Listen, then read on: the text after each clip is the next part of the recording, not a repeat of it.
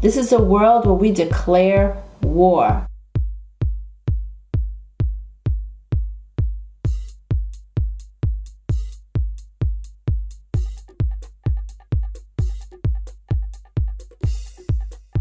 How to respond to a world when people are telling you no.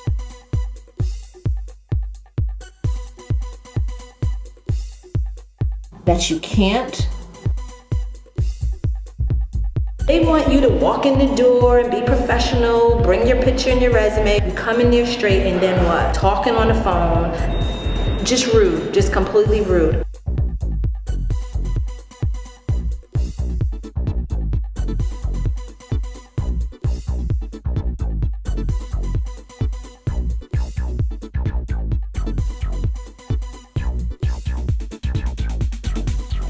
I think hiccups come so that they teach us lessons, and sometimes we have to roll with it and see where it lands us. And luckily, this is landing me still in a good place. Here we go. So you're going back. Some more acting stories. I love just being around artists, right? Exactly. You know? Yeah. What's up? Hi. Some wine and some cheese and crackers and stuff over there. So come on over. Like, we're ready to hear these stories you guys have to tell us. Got anything to drink for the adults? Oh yeah, there's adult drinks, baby.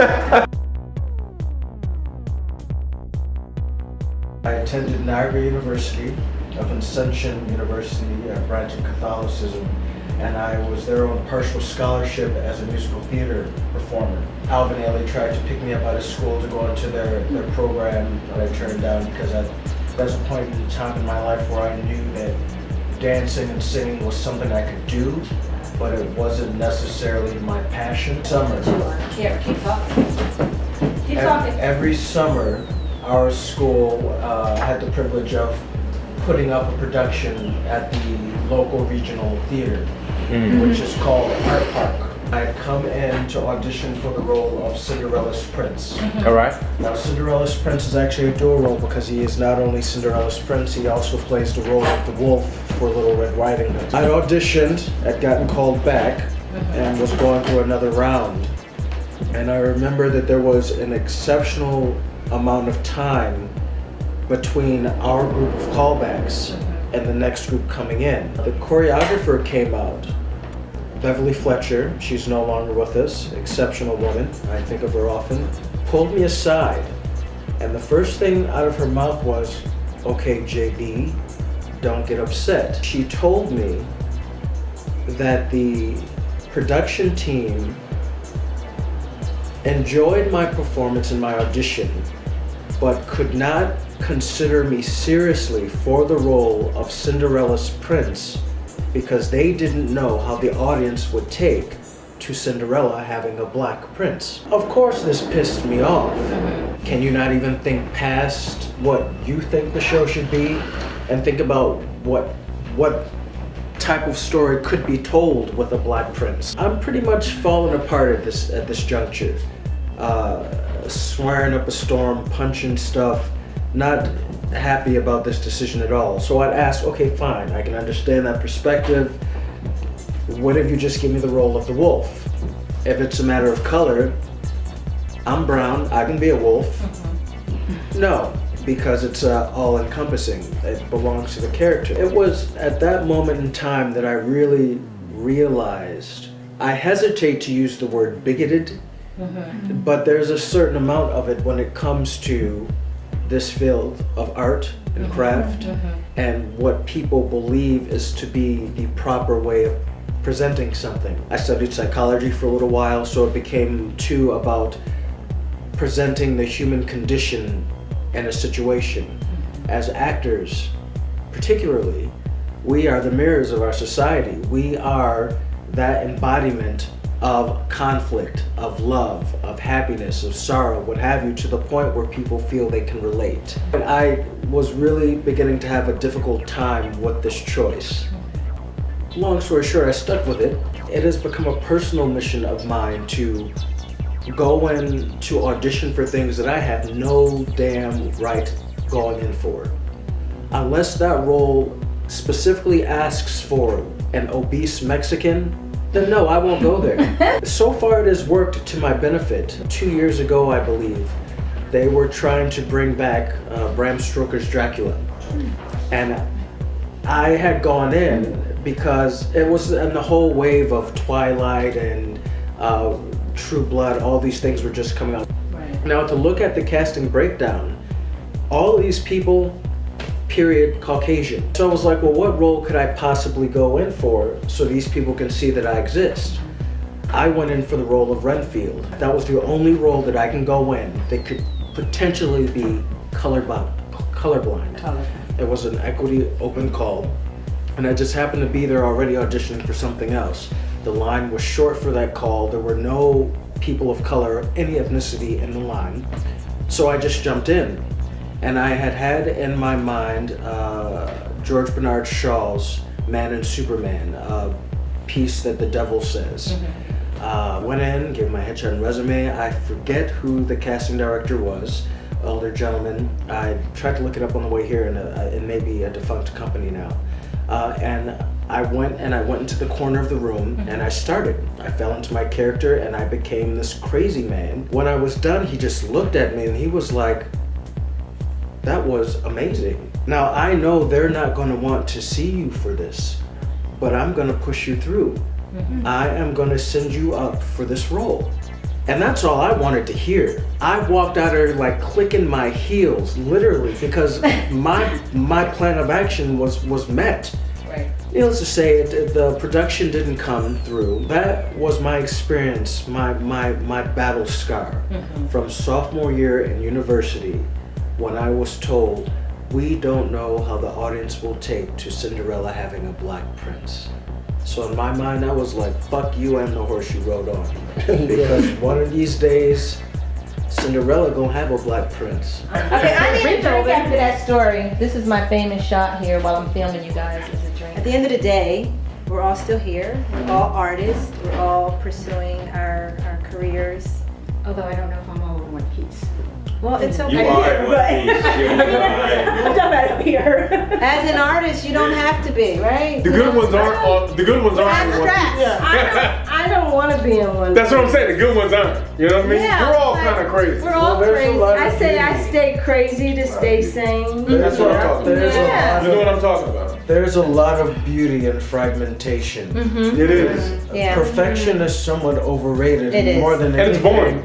it's a devil's tool because Yeah. so many people strive for this pseudo perfection. That's something that doesn't exist. It doesn't exist. And while you're trying to attain that, you're missing out on every other thing. The beauty of the mundane. You know what I mean? Beauty is in imperfection. I think you need to go get a glass. So that you have a toast with this crew here as we say goodbye to our I said audience. let's raise a glass to changing times. I agree. Okay. Cheers. Indeed. Cheers. Indeed. Since we've been talking about our journey and how no matter what obstacles we're faced with, we continue onward. And our goal for this show is not only to inspire other actors, but to inspire people in their journey of life, that when you want something and you want to do it, you just don't give up and you continue moving forward. So speak to that. There is greatness that will happen, and I just have to continue on the journey and enjoy the journey, even in the frustrated moments that we may have, because I know that I know that I know that I know. Like, you know, when you sit down in this chair that is going to hold you, you have to know that your time is going to come for what you put your energy, time, and focus on. All right. Good? Cheers. Cheers.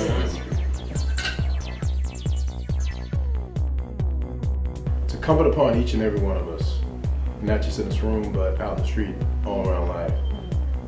And with the gift of life that we got, it's incumbent upon us to, number one, explore yourself so you can accept yourself, therefore you can love yourself. Because, you know, once you do truly accept and love yourself, much of life just falls into line. Cheers. To love. To love. To love. To love. Carlotta. She was a film star. She's done like pretty much the whole gamut of the arts and everything from, you know, from the stage to God knows what. And, you know, at the end, she actually says, I'm still here. We're still here. Cheers. After everything, we're still here. I love this. This is how you get like toasted, you know. Yeah. I know. Oh, yes. Know what it is you want to do and just stick to it. And be willing to create your own things. Don't just wait for someone else to have a role for you. There you go. Yeah, cheers. That's a good cheers. I like that. I like that. Go with your gut. The hell with what people say. Go for that. There you go. Awesome. Exactly. I love that. As we talked about in other episodes, how we're raw and we're naked and we're so open because we want to share with you. So if there's anything that you take from our show is to be fearless and bold and daring. I teach a film class. I tell my students, if you don't try on the suit, you will never know if it fits. That's true. Right, So exactly. that's what I'm gonna leave with the closing words. So goodbye, world. And Actors Life Peace. series says, see you later. Bye. Cheers. Know thyself. Know thyself, James says. Cheers. I love it. All right. Cheers. Know thyself. Clink, clink, clink, clink. Cling, cling, cling. I dare you to declare war on your passion and your dreams by any means necessary. And so what if you have to work at McDonald's or you have to work to feed your family or to pay the bills? Who cares? Because as long as the other hours that you spend are spent on your passion and spent on your family and spent on the things that you love, hey, nothing else matters. Be inspired. The only profession that exists is either you're a doctor, engineer, or lawyer. I'm a little black kid from South Korea, right? And yeah, you know, I think like many of us, you know, we're all artists first in terms of the medium in which we pursue it. I was a regular little black boy in Baltimore. Big glasses, big head, big lips, big feet. Everything in the middle was skinny. My beginnings were, you know, I was raised an extremely religious household, Muslim, and my father was the imam or the minister of this community. I've had pivotal moments to where I was frustrated, I cried. I was one of those people who people figured out that I was an artist long before I figured it out, long before I was willing to own it. So I get there and I couldn't do it. I just like had a meltdown